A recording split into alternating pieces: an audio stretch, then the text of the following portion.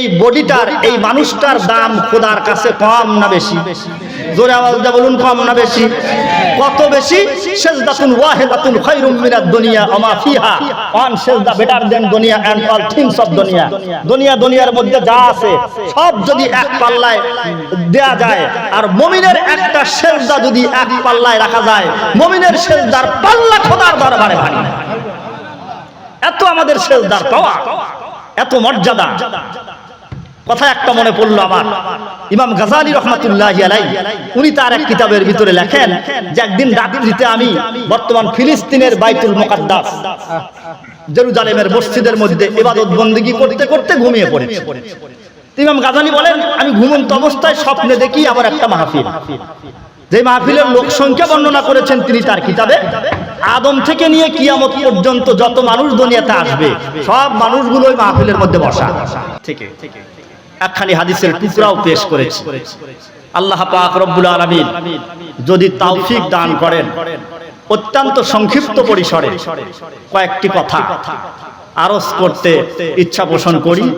আল্লাহ বক্তা শ্রোতা উভয়কে আখেরি মোনাজাত পর্যন্ত ধৈর্যের সাথে বসার তৌফিক দান করুন, বলুন আল্লাহুম্মা আমিন। তবে বয়ান শুরু করার আগে আমি আপনাদের একটা কথা জিজ্ঞাসা করতে চাই, সেটা হলো হরিরামপুর এলাকায় আপনারা কি মানুষ এই কয়জনই, না আরো কিছু লোকজন আছে? আরো আছে? পৃথিবীর সব জায়গায় বৈষম্যতা থাকে, কিন্তু একটা জায়গা আছে দুনিয়ার ভিতরে যেই জায়গায় কোনো বৈষম্যতা নাই, সেই জায়গাটার নাম হচ্ছে কবরস্থান। যারা বলুন কথা ঠিক না? কবরস্থানে কোনো ধনী গরিবের বাস বিচার পার্থক্য নাই। বাদশার পাশে ফকির শুয়ে আছে, ধনীর পাশে গরিব শুয়ে আছে। কবরস্থান এমন একটা জায়গা যেটা বৈষম্য মুক্ত।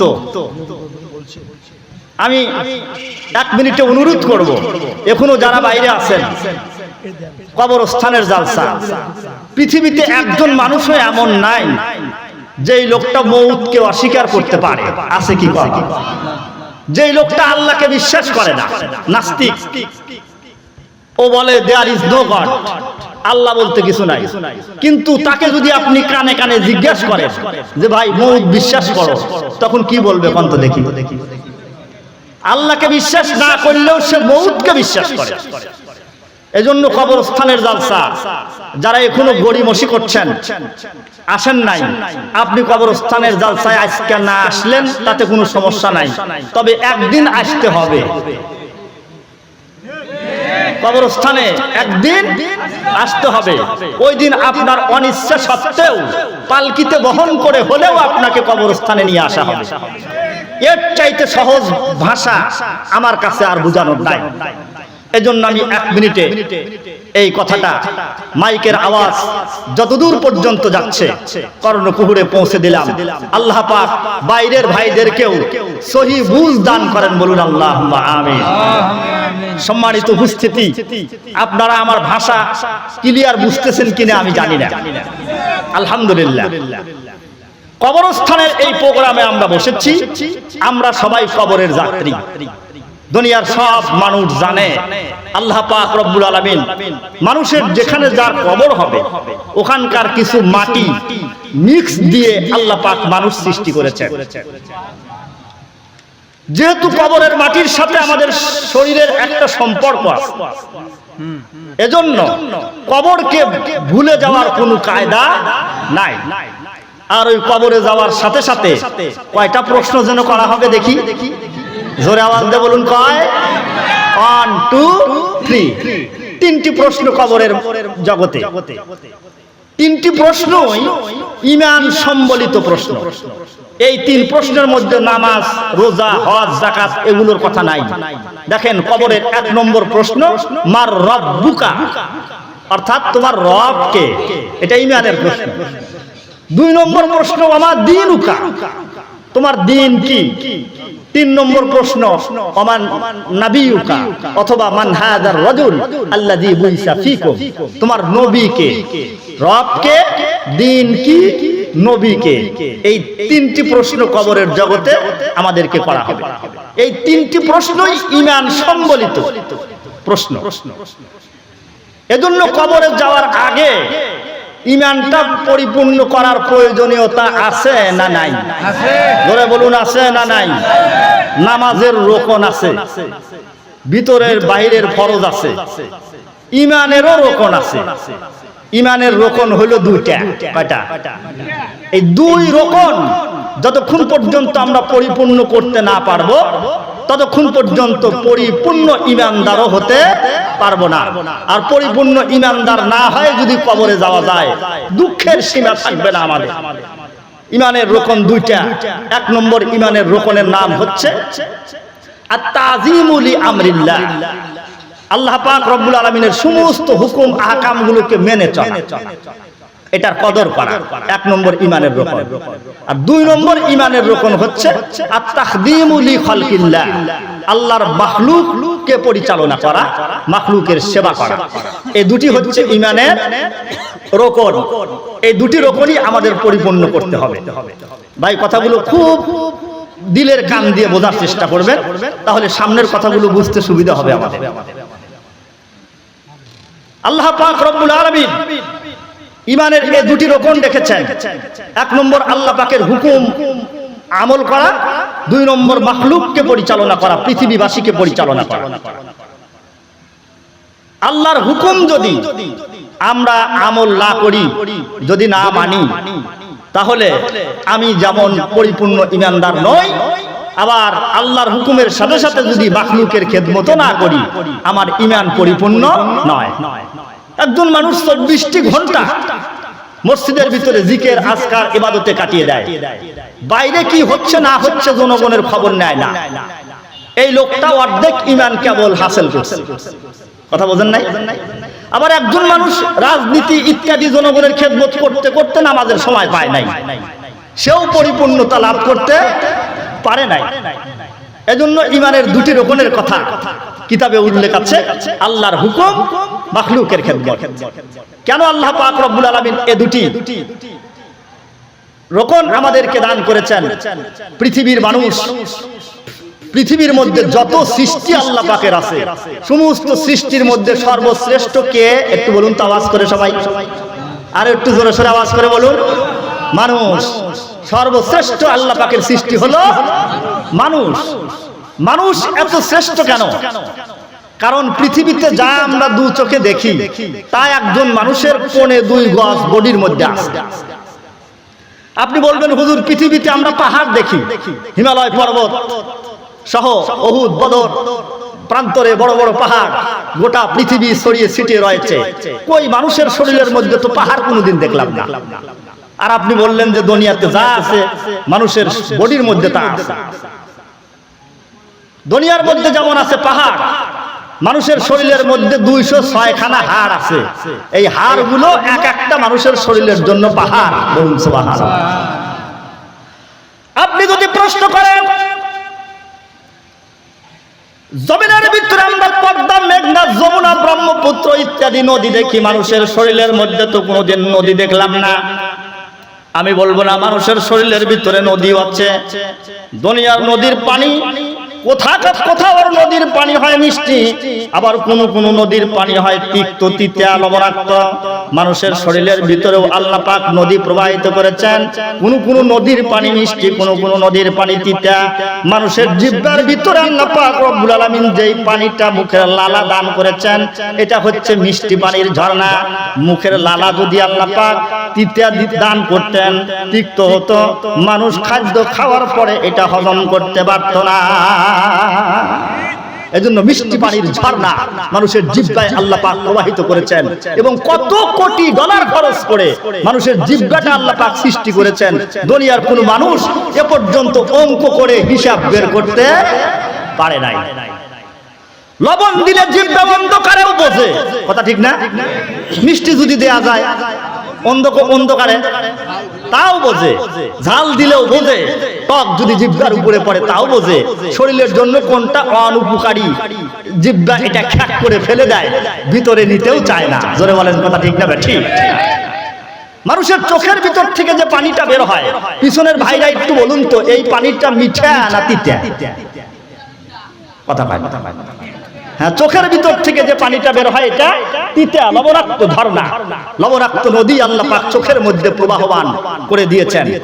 চোখের ভিতরে লবণাক্ত পানি কেন দিয়েছেন আল্লাহ পাক? চোখের ভিতরে তড়িৎ গতিতে মোটরসাইকেল ড্রাইভ করার সময় বাঙালি ছেলে পেলে যেভাবে মোটরসাইকেল ড্রাইভ করে, বাবারে বাবা, হ্যাঁ, হঠাৎ করে একটা কিড়া অথবা কোনো খড়কুটো ঢুকে পড়লো, এটা তাড়াতাড়ি পরিষ্কার করতে হবে। আর এই চোখের পাতাটাকে আল্লাহ পাক এত সুন্দর করে সৃষ্টি করেছেন, এটা অটোমেটিকলি উপরে নিচে ওঠে, কোনোদিন সুইচে টিপ দেওয়া লাগে না। ধরে কোন কথা ঠিক না? আর ওখান থেকে পানিও বের হয়, তাড়াতাড়ি চোখটাকে পরিষ্কার করে দেয়। লবণ দিয়ে যদি আঁশযুক্ত মাছের আঁশযুক্ত প্লেটকে ধোয়া যায়, তাড়াতাড়ি পরিষ্কার হয়। কথা ঠিক না? এজন্য চোখের ভিতরে আল্লাহ পাক লবণের পানির ঝর্ণা রেখেছেন। তাহলে আপনার শরীরের ভিতরে যে নদী আছে, এটা কি প্রমাণিত? জোরে বলেন, প্রমাণিত না? আপনি বলবেন দুনিয়ার ভিতরে বন জঙ্গল গাছপালা দেখা যায়, শরীরের ভিতরে তো কোনোদিন বন জঙ্গল দেখলাম না। ও বন্ধুরে, আল্লাহ পাক রব্বুল আলামিন জমিনের ভিতরে যেমন ঘন বন, পাতলা বন ইত্যাদি ব্যবস্থা করেছেন, মানুষের 3.5 হাত বডির ভিতরেও বন আছে। মানুষের মাথার ভিতরে যে চুলগুলো আছে, এগুলো ঘন জঙ্গলে ঘেরাও করা। শরীরের অন্য জায়গায় যে লোমগুলো আছে, এগুলো হচ্ছে পাতলা গাছের বাগান। জোরে বলেন, কথা ঠিক না ঠিক? তাহলে এটাও আমরা পেলাম। জমিনের ভিতরে কিছু কিছু জায়গা আছে যেখানে জীবনেও কোনোদিন ফসল উৎপন্ন হয় না, মরুভূমি। মানুষের শরীরের ভিতরেও হাতের তালুটা মরুভূমির সাথে তুলনা করেছেন মুফাসসিরিনে কেরাম। হাতের তালুতে জিন্দেগিতে কোনোদিন পশম উৎপন্ন হলো না। তার মানে জমিনের ভিতরে যেমন মরুভূমি, মানুষের শরীরের হাতের তালুটা তেমন মরুভূমি। তাহলে জমিনে যা আছে, আমি এক একটা করে যদি গণনা করি, তাহলে আমার সময় শেষ হয়ে যাবে, আমি আসল জায়গায় যেতে পারবো না। তা মানুষের শরীরের ভিতরে রয়েছে সব কিছু আল্লাহ পাক রব্বুল আলামিন আমাদেরকে দিয়েছেন। তো যেহেতু পৃথিবীর সব কিছুই আমার এই 1.2 গজ বডির ভিতরে আল্লাহ পাক দিয়ে রাখলেন, তাহলে এই বডিটার, এই মানুষটার দাম খোদার কাছে কম না বেশি? জোরে আওয়াজ দিয়ে বলুন, কম না বেশি? কত বেশি? সাজদাতুন ওয়াহিদাতুন খায়রুম মিনাদ দুনিয়া ওয়া মা ফিহা। ওয়ান সাজদা বেটার দেন দুনিয়া এন্ড অল থিংস অফ দুনিয়া। দুনিয়ার মধ্যে যা আছে সব যদি এক পাল্লায় দেয়া যায়, আর মুমিনের একটা সেজদা যদি এক পাল্লায় রাখা যায়, মুমিনের সেজদার পাল্লা খোদার দরবারে ভারী। এত আমাদের সেজদার পাওয়া, এত মর্যাদা। কথা একটা মনে পড়লো আমার, ইমাম গাজালি রহমাতুল্লাহি আলাইহি, উনি তার এক কিতাবের ভিতরে লেখেন যে একদিন রাত্রিতে আমি বর্তমান ফিলিস্তিনের বাইতুল মুকাদ্দাস জেরুজালেমের মসজিদের মধ্যে ইবাদত বন্দেগী করতে করতে ঘুমিয়ে পড়েছি। ইমাম গাজালি বলেন, আমি ঘুমন্ত অবস্থায় স্বপ্নে দেখি আবার একটা মাহফিল।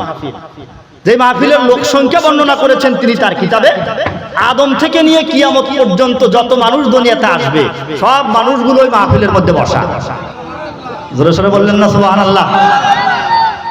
ওই মাহফিলের বক্তার এবং মঞ্চের উপরে যেই সমস্ত মানুষ বসা আছেন, আদম আলাইহিস সালাম থেকে নিয়ে শুরু করে ঈসা রূহুল্লাহ পর্যন্ত 100 লক্ষ নবী রাসূল স্টেজের উপরে বসা।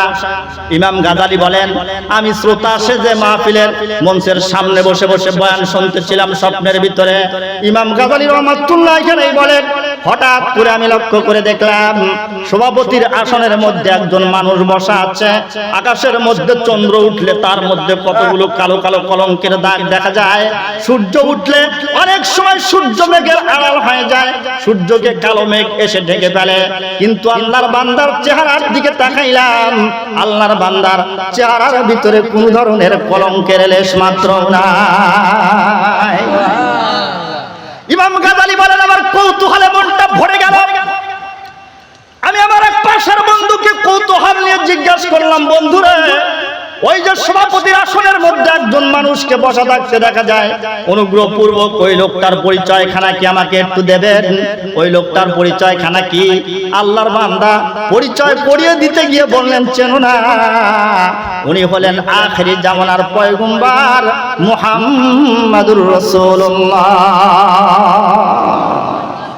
আমাদের নবীকে আল্লাহ পাক সভাপতি বানিয়ে সোয়া লক্ষ পয়গম্বরকে আল্লাহ পাক বক্তা বানিয়ে মঞ্চ তৈরি করেছেন। ইমাম গাজালি বলেন, আমি স্বপ্নে দেখি সামনে বসে বসে বয়ান শুনতেছিলাম। আপনারা একটু বলুন তো, সভাপতির মর্যাদা বেশি না বক্তার মর্যাদা বেশি?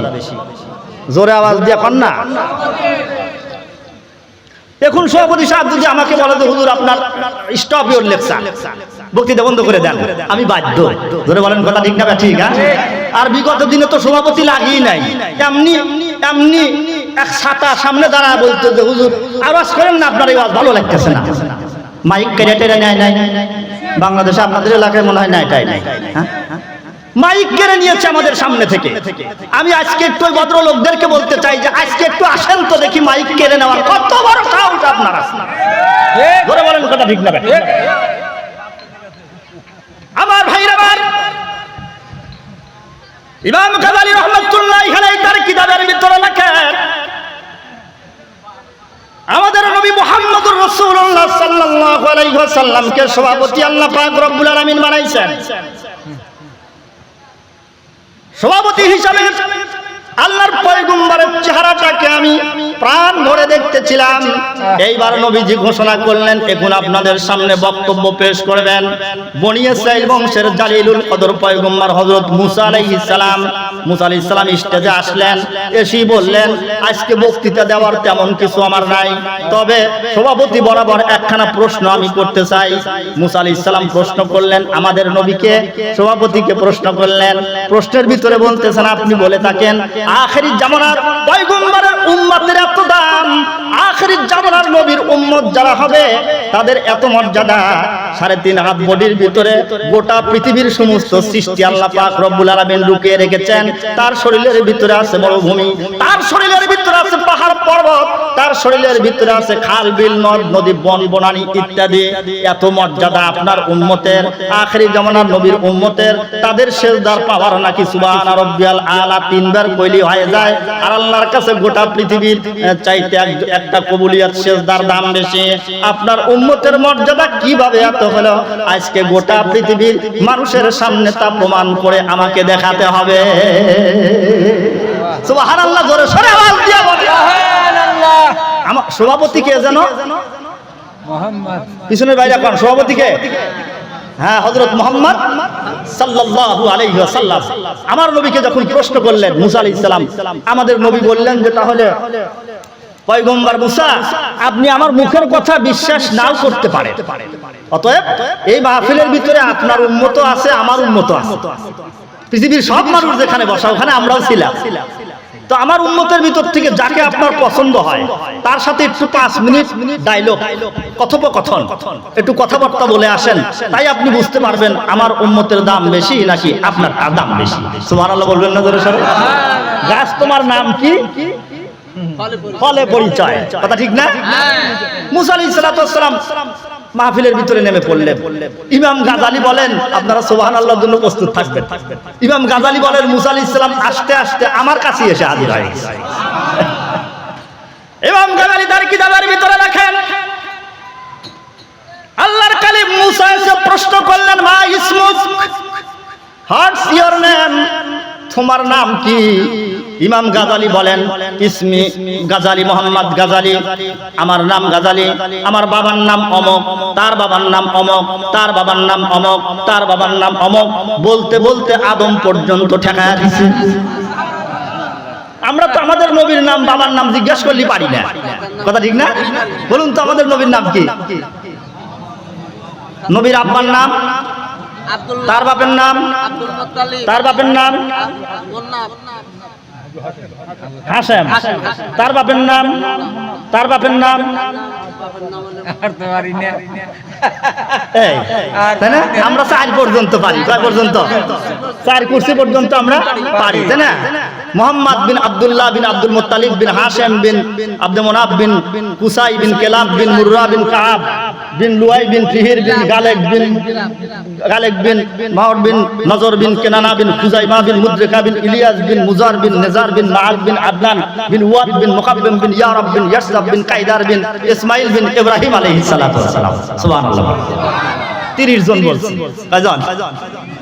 তো ইমাম গাজালি রাহমাতুল্লাহি আলাইহি উনি বলতে বলতে আদম পর্যন্ত ঠেকায় দিছে। বাপজান আদম আলাইহিস সালাম ওই সময় মঞ্চের উপরে বসা তো, সুবহানাল্লাহ। মুসা পয়গম্বর জিজ্ঞাসা করলেন, গাজালি আমি শুধু তোকে তোর নামটা জিজ্ঞাসা করছিলাম, তোমার বাবার নাম দাদার নাম 14 গোষ্ঠী তো জিজ্ঞাসা করি নাই, উত্তর দিতে গিয়ে অ্যাডভান্স কেন? গাজালি রহমাতুল্লাহ আলাইহি বলেন, আমি কেন অ্যাডভান্স করেছি তার উত্তরটা একটু পরে দিচ্ছি। তার আগে আদবের সাথে আপনাকে একটা কথা জিজ্ঞাসা করতে চাই, আল্লাহর পয়গম্বর আপনি কিন্তু রাগ করবেন না। জি বাবা, একটা কেন, তুই 10টা বল। গাজালি রহমাতুল্লাহ আলাইহি বলেন, আচ্ছা দেখেন তো, তুর পাহাড়ে আল্লাহ পাকের সাথে আপনার কথা হয়েছিল না? মুসা আলাইহিস সালাম কয়, হ্যাঁ, তুর পাহাড়ে তো আল্লাহর সাথে আমার কথা হয়, তুই জানিস কেমনে? আমাদের কোরআন শরীফে আছে, আছে না? হ্যাঁ, কথা তো হয়েছিল। ওই দিন আল্লাহ পাক রব্বুল আলামিন আপনাকে কি বলেছিলেন আর আপনি কি বলেছিলেন? যদি সময় দেন 2 মিনিট একটু বলি আমি।